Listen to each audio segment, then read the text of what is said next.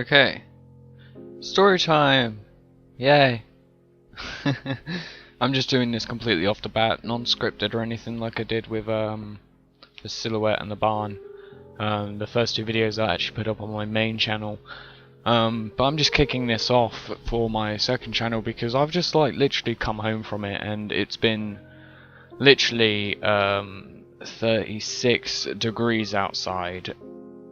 It's been fucking boiling.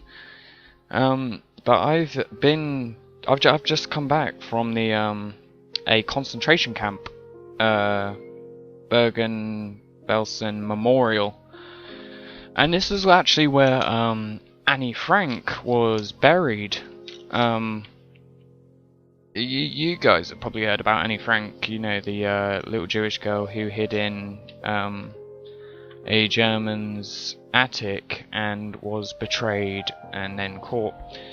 But she was actually buried there and unfortunately killed there. But about the concentration camp, it was huge, and the ground. Now this is the weird stuff I'm gonna put in. When I first walked in there, I noticed all of this, and it was so weird.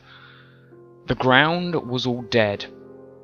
Nothing was growing. No weeds. The grass was very short and brown. It might have been from the hot weather, but it was dead ground.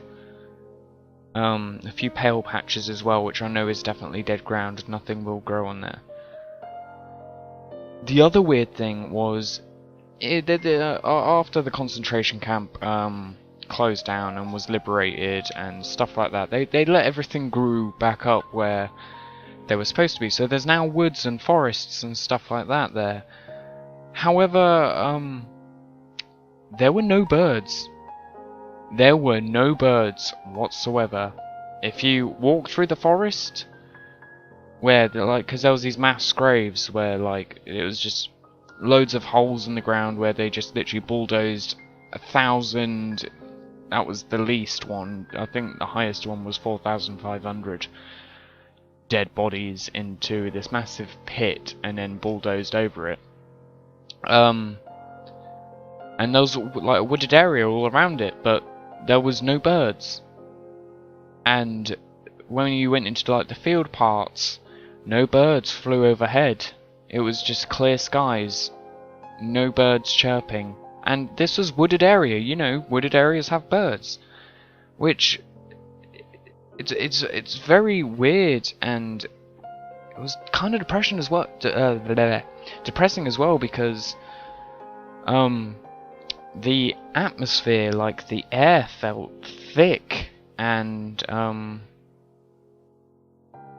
don't know how to explain it. Like stuck, like all the pain, suffering, because they were being starved and tortured and stuff like that.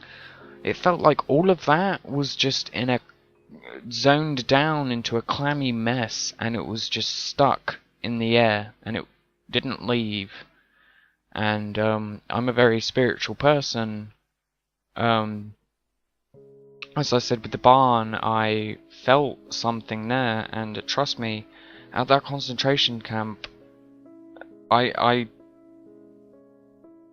you see, it's leaving me speechless. I can't even describe how I felt.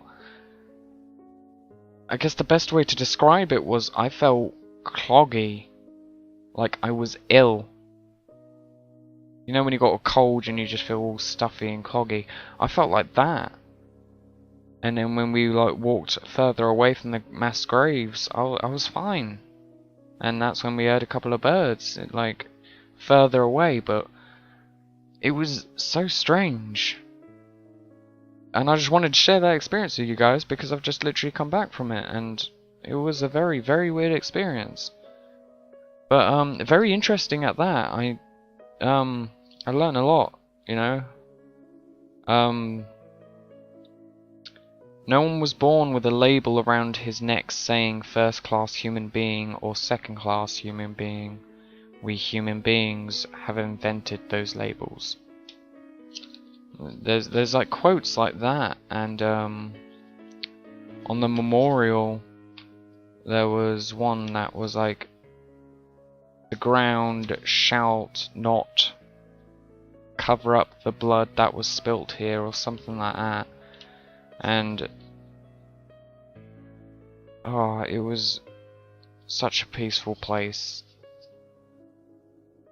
and I would like to go there again. It's strange how a concentration camp where, you know what concentration camps are. They hold Jews and they murdered them, and then they like they gassed them, they burnt them and all that.